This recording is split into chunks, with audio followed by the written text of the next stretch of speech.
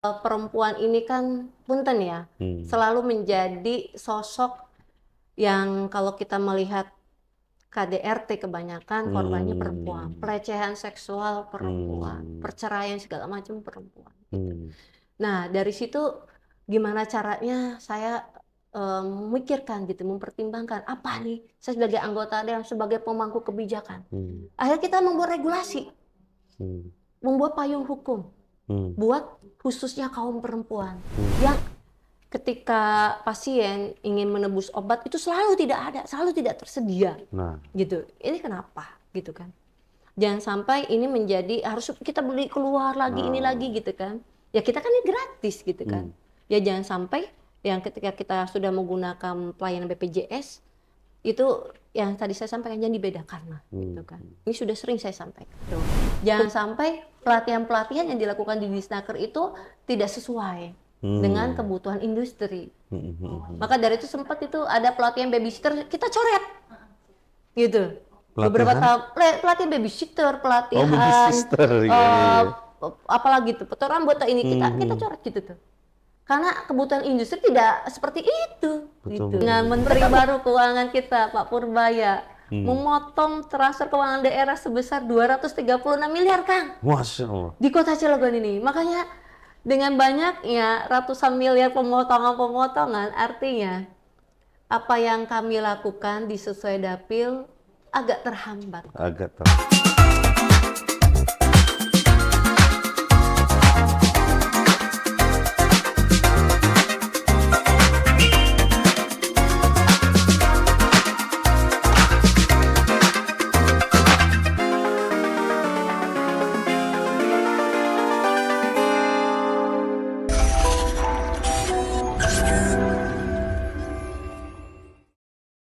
Assalamualaikum warahmatullahi wabarakatuh. Sahabat BCO, kembali lagi di podcast BCO Media. Jadi sekarang kita BCO bekerja sama dengan Setuan DPRD Kota Cilegon mengadakan podcast dengan Komisi 2. Dan sekarang sudah ada di samping saya itu Ibu Sita Khoitul Sita STMH.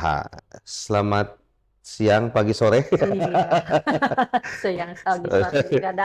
Siap-siap. Nah, jadi saya panggilnya Bu Dewan apa Teh Dewan nih? Ya, boleh teteh, wong sini mah Iya, Sita biasa saya Teh Sita ya. dipanggilnya. Oke, jadi sahabat BCO, di samping saya sudah ada Teh Sita yang nanti akan kita ngobrol-ngobrol nih seputar Komisi 2. Ya. Itu seputar ya yang bersangkutan dengan masyarakat langsung lah gitu. Jadi untuk mengawali podcast kali ini kita coba ya mungkin sudah banyak nih sahabat Beco yang tahu soal Tesita ya. Jadi saya pengen mengulik lagi nih Tesita.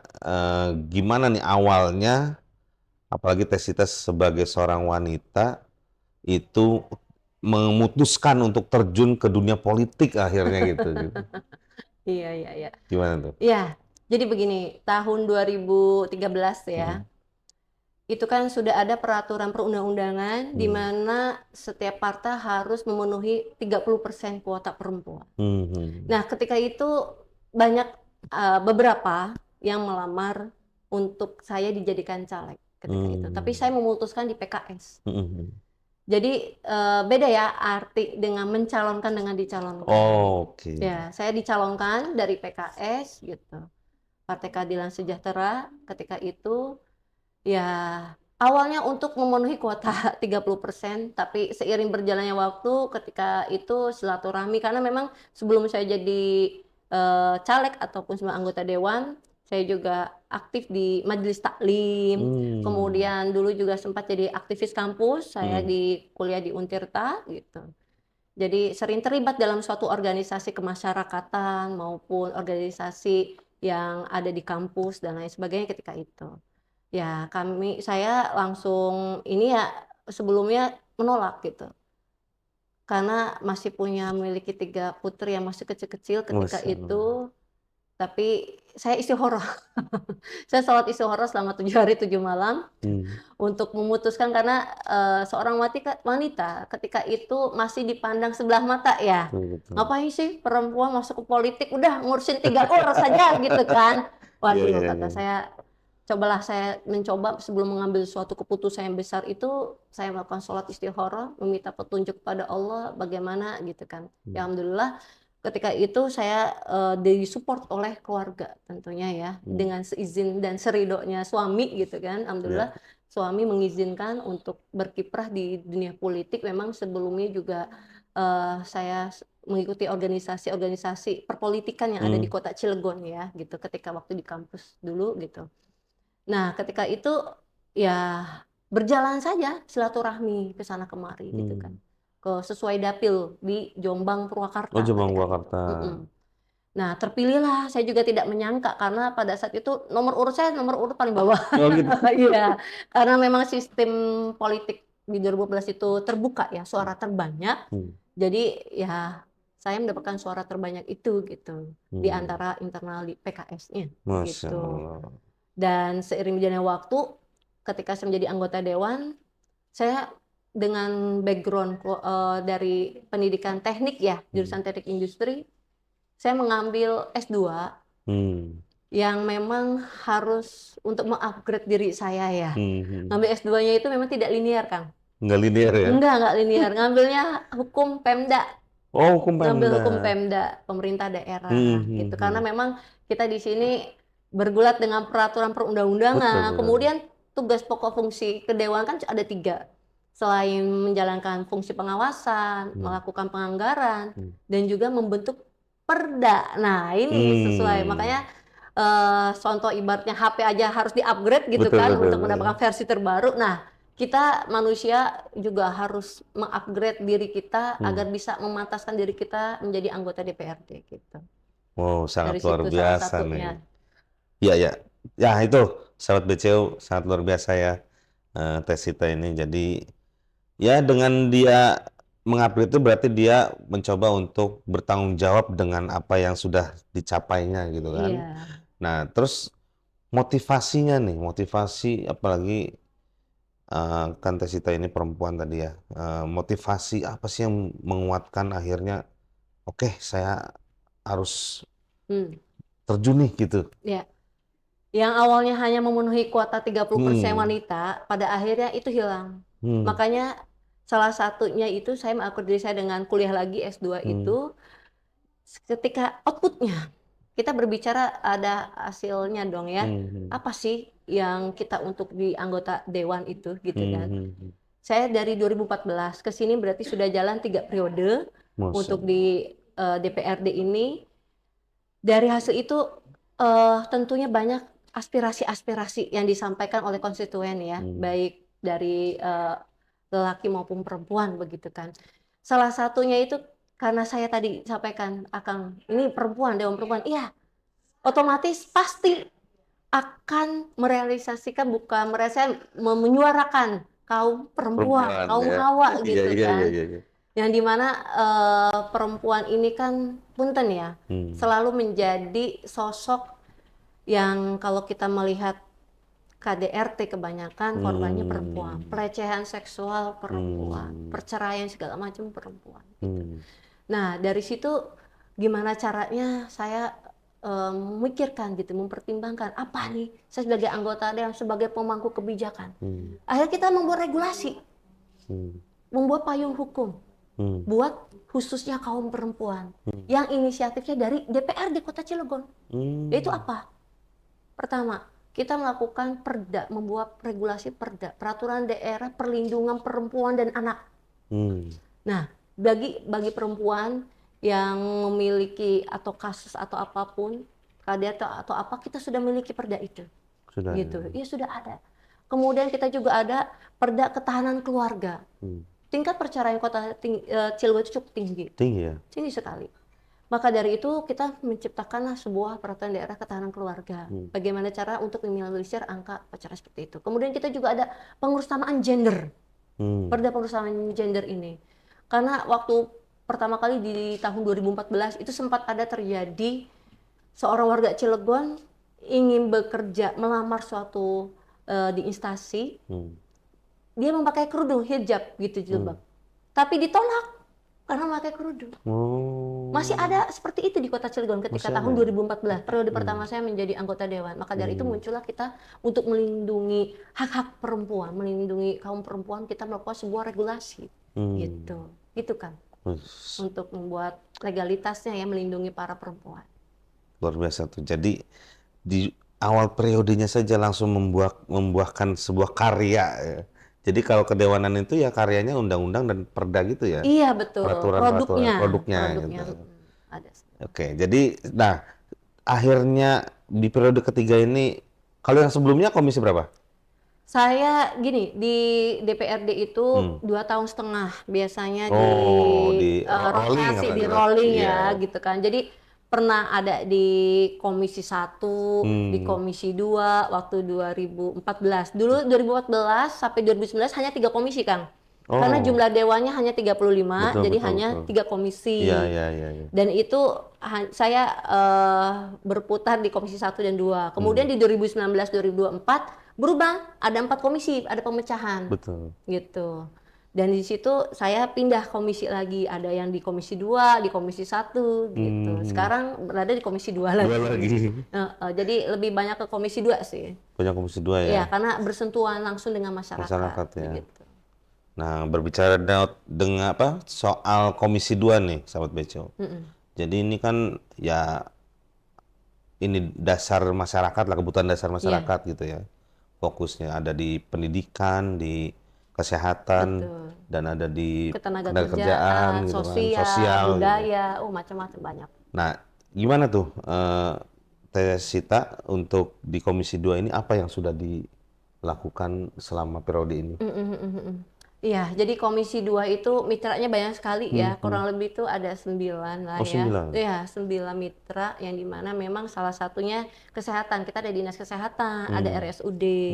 Nah, ini keluhan masyarakat itu keterkaitan BPJS gitu kan. Oke, Jadi banyak masyarakat BPJS itu yang menunggak. betul. Kemudian ada yang membayar BPJS mandiri atau umum, tapi ingin berpindah ke PBI yang gratis, gitu. Ini yang terjadi karena tadi itu namanya ekonomi fluktuatif ya, kadang naik, kadang turun, gitu. Karena yang awalnya dia mandiri, karyawan swasta, tadinya bayar umum, tapi setelah di PHK akhirnya ingin yang gratis gitu ya, yang PBI ini gitu. Nah, ini selalu dikeluhkan oleh masyarakat keterkaitan BPJS. Tapi pelayanan BPJS ini yang saya dengar dan memang sering terjadi ya, entah itu di Puskesmas, entah di RSUD gitu, Iya. selalu dibeda-bedakan dengan pasien yang umum, dengan pasien yang BPJS gitu kan. Nah, ini kami sudah sering kali menekankan kepada entah itu Dinkes, RSUD, Puskesmas gitu kan, jangan sampai melakukan diskriminasi. Mereka sama saja gitu kan untuk melakukan pelayanan itu. Ya berikanlah gitu kan. Jangan sampai hal-hal itu terjadi sebuah insiden-insiden yang di luar yang tidak diinginkan begitu.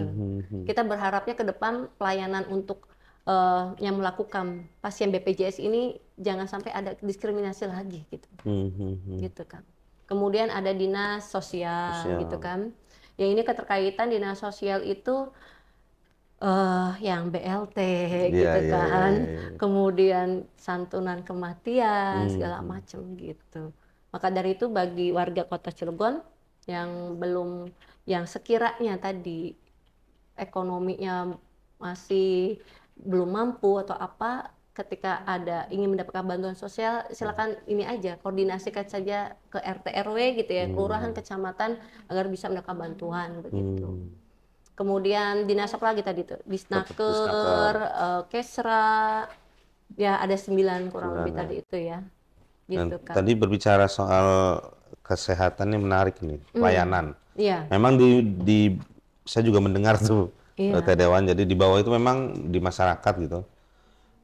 Suka masih ada keluhan-keluhan soal pelayanan dari tingkat puskesmas sampai ke RSUD. Nah, RSUD ini kan ada di dapilnya anggota dewan nih Iya, kebetulan. betul Pangurawi, Iya. Pangurawi Jombang. Nah itu gimana tuh melihat Pangurawi, melihat maksudnya RSUD kita, apakah sudah maksimal untuk pelayanannya yang sudah di... Iya. Jadi RSUD saat ini dari tahun ke tahun ya, apalagi sekarang sedang melakukan pembangunan Hmm, medical center ya, 5 hmm, lantai gitu hmm, kan. Otomatis banyak ruangan yang sedang direhab, hmm, diperbaiki, dan tentunya akan mengganggu pelayanan medis juga hmm. gitu. Saya juga sudah sering ya berobat karena nganter orang tua juga tiap bulan gitu kan, Oh, kontrol melihat sekalian melihat sidak secara tidak langsung ya, secara hmm, mandiri gitu. Memang betul banyak di lapangan keterkaitan pertama kekurangan obat. hmm.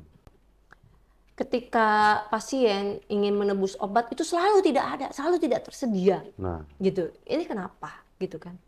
Jangan sampai ini menjadi harus kita beli keluar lagi ini nah, lagi gitu kan.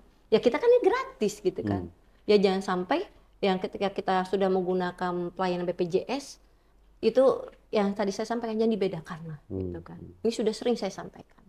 Kemudian keterkaitan pelayanan di RSUD sudah cukup baik sih tentunya. hmm, Cuman ketika ada prosedur-prosedur yang baru atau kebijakan-kebijakan baru itu harap disosialisasikan. Contoh, orang yang langsung masuk ke pelayanan itu kan kadang ke UGD ya, yang hmm, mendadak gitu kan. hmm, Nah, terkadang kan pasien ini infonya, oh lama, nggak hmm, ditangani, nggak ini. hmm. Padahal di situ ada dokter jaga. Dokter Betul, jaga betul. itu yang menangani itu langsung ditangani, Hmm. menensi atau menanyakan kabar atau gimana gitu kan, keadaan seperti Keluhannya apa, keluhannya. Ini ditindaklanjuti, cuman memang agak lambat gitu lambat, ya. betul, betul. Ditangani gitu. Hmm. Dan kalau untuk masuk ruang katanya lama, ya iya lama karena kita ada SOP-nya. Ini yang belum Oh, bagaimana caranya kita harus mengedukasi ke masyarakat betul, juga betul. gitu kan. Dia masuk ke UGD langsung dapat kamar itu belum bisa. Oh, belum. Harus menunggu kurang lebih 8 jam. Observasi dulu Hmm, hmm, penyakitnya, kemudian ruangannya ini ada apa tidak, kan kita hmm, harus lihat dulu, survei dulu, hmm, begitu hmm, kan. Terus koordinasi antar dokter jaga dengan dokter yang nanti di poli ini ya, rawat inapnya seperti hmm, apa, hmm, kan gitu. Jadi menunggu itu gitu, makanya menunggu sampai berjam-jam itu dilayani gitu. Memang hmm, agak lama gitu untuk mendapatkan proses pemenuhan kamar gitu ya, rawat hmm, inap. hmm, hmm. Seperti itu yang terjadi pelayanan di RSUD itu seperti itu kan. Iya, iya, iya.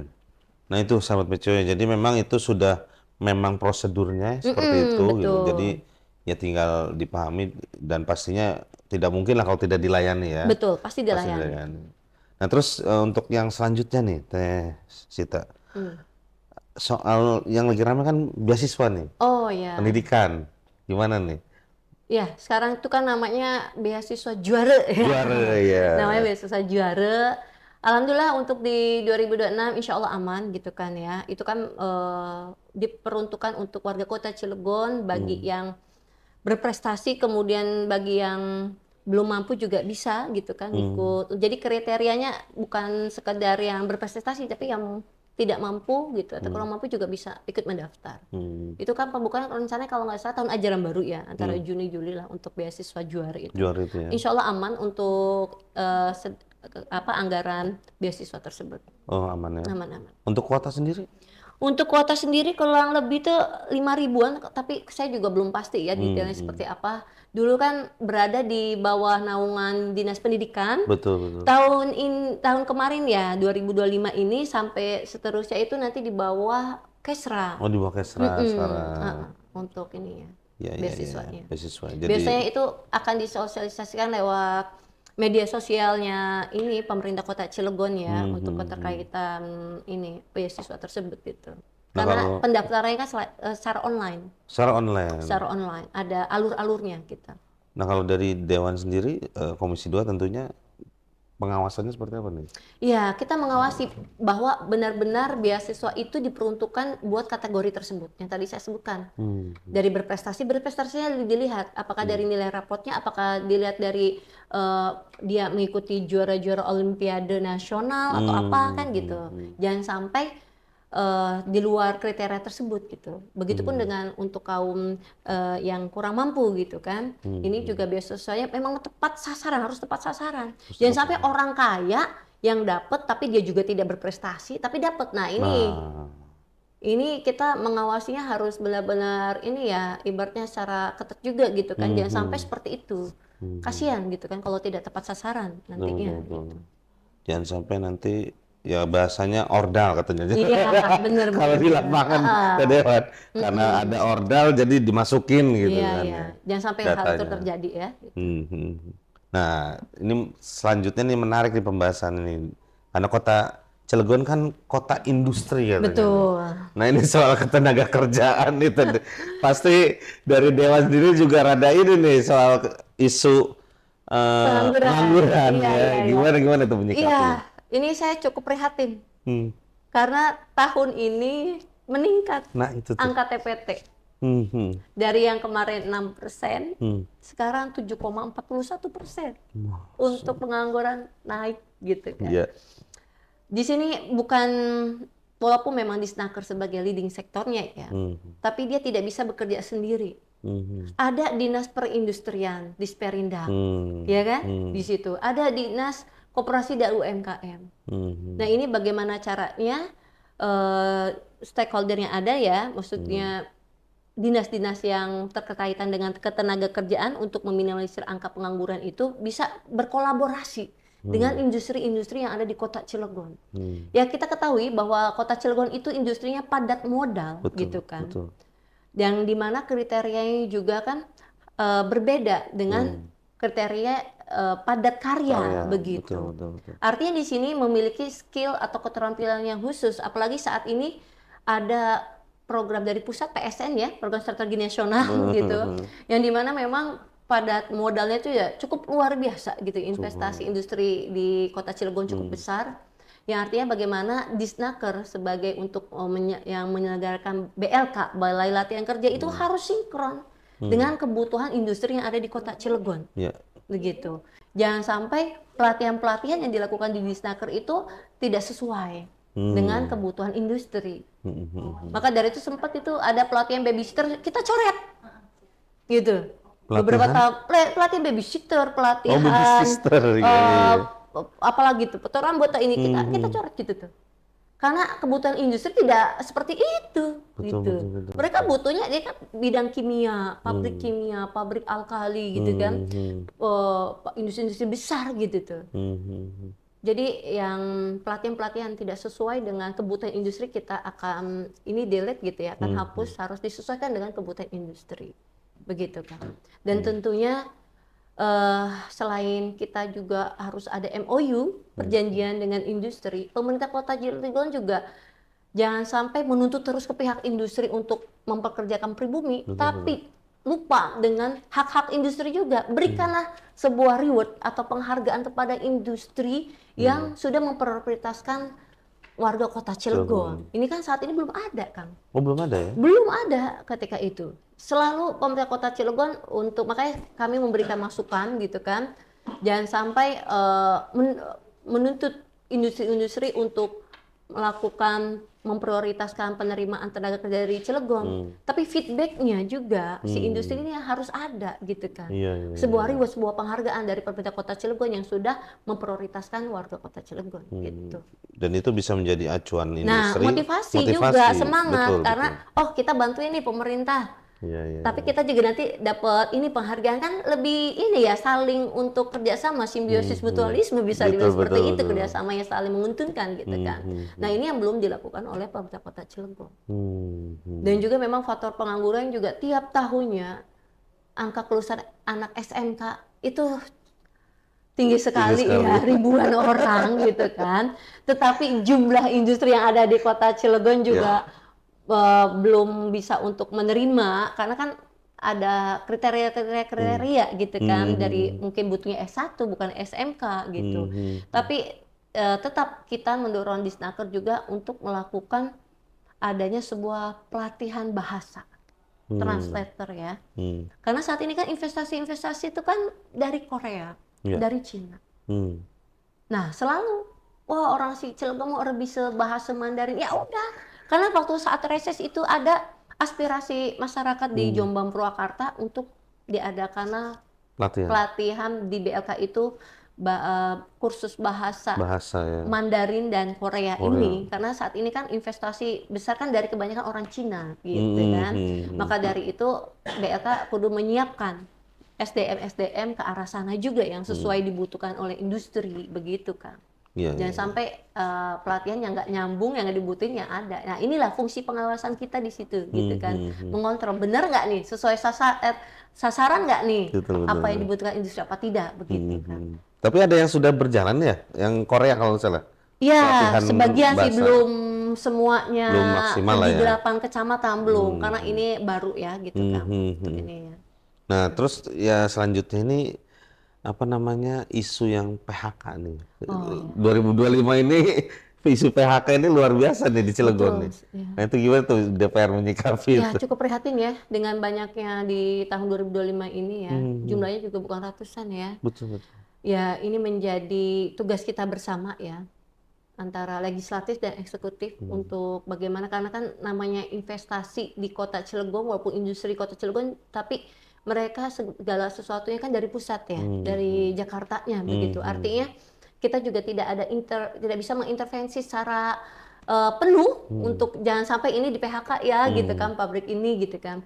Kita juga, karena itu bukan kewenangan kami juga, itu kan pihak para investor-investor yang memiliki kebijakan perusahaan itu sendiri gitu. Tentunya kami hanya memberikan suatu kebijakan untuk bisa mempertimbangkan kembali para pekerja-pekerja yang memiliki kompetensi gitu kan. Jangan sampai PHK massal ini sampai ribuan, kita juga waduh berat sekali gitu kan. PR buat kita juga, buat kita ke depannya gitu. Pasti kalau udah nambah angka pengangguran tinggi, otomatis nambah juga angka kemiskinan gitu kan, yang dimana memang disinilah BLK juga di Disnaker menciptakan lapangan pekerjaan. Ya contoh, kita ada pelatihan otomotif bengkel gitu kan, yang dimana diharapkan bisa menciptakan lapangan pekerjaan buat yang lulusan BLK. Tapi kan kembali lagi ke anggaran, nggak punya modal gitu kan, ini seperti apa gitu kan. Nah maka dari itu saya bilang Disnaker tidak bisa bekerja diri sendiri, nggak bisa. Harus berkolaborasi dengan dinas yang keterkaitan dengan kerjaan, kayak tadi saya sebutkan. Koperasi, UMKM gitu kan, kemudian Disperindak gitu. Ini bagaimana gitu kan, agar bisa menekan angka pengangguran seperti itu. Gitu. Ya itulah sahabat BCO ya. Jadi di Komisi 2 ini tentunya sangat luar biasa yang sudah dilakukan juga oleh Komisi 2 tentunya. Nah mungkin yang lebih konkret nih Teh Dewan, apa yang sudah dilakukan Teh Sita di dapilnya selama periode ini nih? Iya, iya. Iya, untuk saat ini mungkin apa yang kita lakukan gitu kan, belum berjalan secara optimal ya. Oh belum. Ya, karena mewakili 2 kecamatan setiap dewan juga gitu. Ya artinya setiap reses itu kan pasti ada aspirasi keterkaitan pembangunan infrastruktur gitu kan. Nah, kendalanya saat ini di Kota Cilegon itu kita ini ya sedang kena gempuran gitu ya terkait anggaran. Pertama defisit kan. Defisit. Wah, ini defisit itu artinya kita kas daerahnya berkurang gitu kan, tidak ada gitu ya. Yang dimana diplotkan di tahun 2026 itu defisit Kota Cilegon itu mengalami sebesar 35 miliar kan, gitu kan. Kemudian ditambah lagi kena impres dari Pak Presiden Prabowo ya, itu si presiden gitu ya, harus melakukan efisiensi. Artinya efisiensi di sini adanya sebuah pemangkasan atau pemotongan untuk kegiatan-kegiatan baik di DPRD maupun di dinas lain. Pas bulan kemarin ya, akhir Oktober, dengan Menteri baru Keuangan kita, Pak Purbaya, memotong transfer keuangan daerah sebesar 236 miliar, Kang. Masya Allah. Di Kota Cilegon ini. Makanya dengan banyaknya ratusan miliar pemotongan, artinya apa yang kami lakukan di sesuai dapil agak terhambat. Tidak direalisasikan untuk bisa dilakukan atau terwujud di tahun ini. Begitu kan. Jadi banyak kekaitan pembangunan infrastruktur yang banyak kendalanya yang sudah disurvei tapi tidak jadi diwujudkan gitu. Ya tadi itu anggarannya kita nggak ada, dipangkas habis-habisan gitu. Ya saya berharap selama pemangkasan ini dilakukan, jangan sampai pelayanan dasar kita terpangkas Tam juga, ruang gerak hmm, fiskalnya ya gitu kan, hmm, kayak pelayanan kesehatan, kesehatan, pendidikan itu jangan sampai. Alhamdulillah di pendidikan itu sesuai dengan amanat undang-undang, hmm, 20%-nya itu aman kita di Kota Cilegon, aman ya. gitu.